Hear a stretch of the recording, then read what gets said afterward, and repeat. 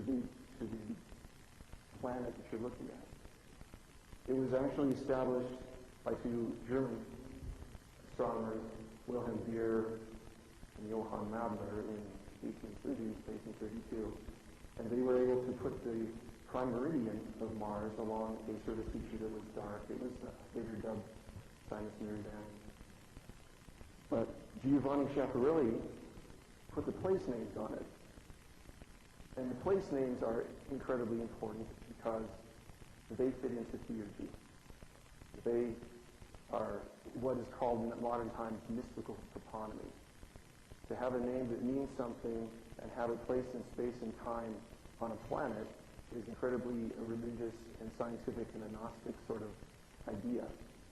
We take it for granted now that we have place names all over the United States that are akin to ancient places, Rome and Paris and ancient Greece. But to have Cydonia marked perfectly over the prime meridian, right here, is what I like to draw your attention to, because a prime meridian is where it all starts. And Cydonia is the area where the anomalies, the artificial-looking structures, have appeared. In this picture, this would be north, and this would be south. But Giovanni's using a reflecting telescope, so it's reversed and upside down. And you can also see, instead of like on the Earth, we have 180 degrees, and the international date line on the back of the globe. On Mars, it goes all the way around 360 degrees and then to zero again. Here's a closer picture of how well Cydonia was placed over the map. An astronomer would be the greatest philosopher 1,000 years ago or 2,000 years ago. Now we look at them as the greatest empiricists, the greatest scientists. They don't merge together any longer, and I think that's hamstrung our understanding of the UFO phenomena, and definitely will hamstring our understanding of Cydonia if we can't use the framework that they established already. We don't have to reinvent the wheel. Schiaparelli also was an avid spiritist. He actually went to seances with his contemporaries, Camille Flammarion and Percival Lowell. And Camille Flammarion actually went on record as saying that anyone who says that spiritism and the supernatural do not exist speak as one who has no understanding. He knew it because he had actual experience with it, and he would take his empiricism and his scientific knowledge and actually qualify it and quantify it. And then he wrote a lot of books on it, and not just his encounters with the medium Eusebia Palermo, who lived in Milan at the time, with also Giovanni Schiaparelli, but also in his experiences in Japan. And later, Giovanni Schiaparelli actually wrote about astronomy in the New Testament and its mystical significance. So here's the theurgic connection to Earth. Cydonia is on the prime meridian of Mars. Let's look at the prime meridian of Earth. The prime meridian was actually established as a universal benchmark in 1844 by Allen Chester Arthur, 21st President of the United States in Washington. And all the nations at that time gathered together in Washington and said that they would agree that that would be the place in Greenwich that they would establish the universal meridian, zero. As you can see, the center of time and space. This is a religious philosophy, even though now it's understood as just pure scientific, but it is a religious philosophy. To mirror heaven on the earth and to anchor them this way. Without a prime meridian, we can't establish where we are on the globe. There has to be a fixed benchmark in heaven. Looking at it closer, the prime meridian goes through England, the island of Britain. And particularly in this area, we find some of the greatest megalithic sites in the world.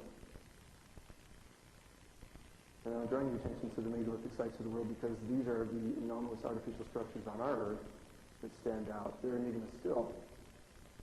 In the Wiltshire area, we have the greatest earth mound in the world, the Silbury Hill.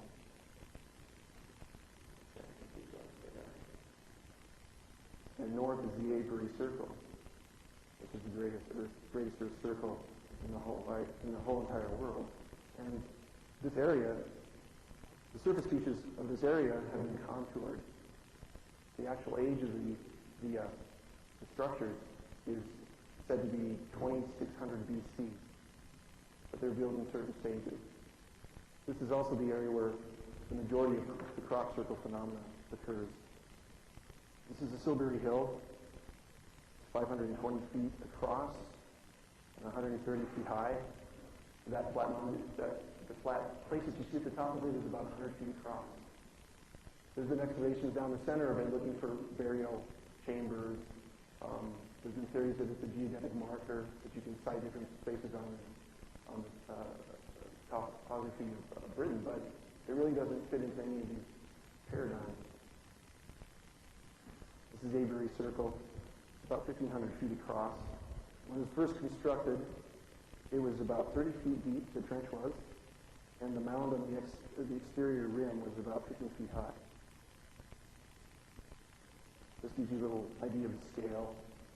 There's gentlemen walking among the stones which are unhewn. Some of them are 20 to 30 tons and stand almost 12 feet high. And an artist's rendition of what it looked like when it was first constructed. Because it was constructed in the Bronze Age, he's clad these humans in goat skins, which I think is a little strange because it looks like a bulldozer went through to put the thing together. And I don't know how these guys could have moved 20-ton boulders in this geometric arrangement, or why they would waste all that time. They got a lot of goat hides to chew and cows to milk. And this is the thing. This is the Cydonia analog of what we're looking at Wiltshire. In 1991, a man named David S. Percy decided to take the ordnance map of the same area in England and shrink the Cydonia region down to approximately 1/14 of the size of what the England site was, so that you could superimpose the features.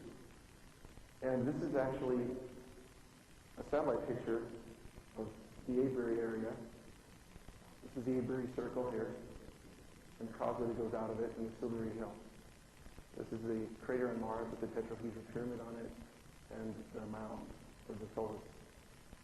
These are some surface features that aren't mentioned in the map, but you can see the regularity that these features appear in both places.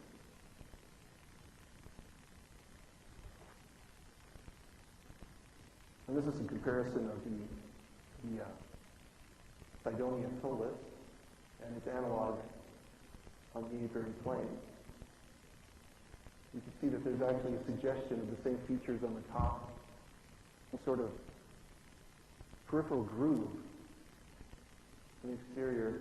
And when this is resolved more, you'll actually see a spiraling groove to the top of the structure. Well, this thing is about almost a mile across. This thing is only 520 feet across. And then, again, the Cydonia analogs to the Avery Circle, with the tetrahedral pyramid on its lip. And I call it a pyramid, but it isn't quite a regular pyramid. It looks almost organic. But the interesting thing about the Avery Circle is if you look at the old ordnance map, this area here actually records a three-sided pyramid. And you can see it here closer. Three regular sides right next to the top. This is a poor picture, but the reason I have it is because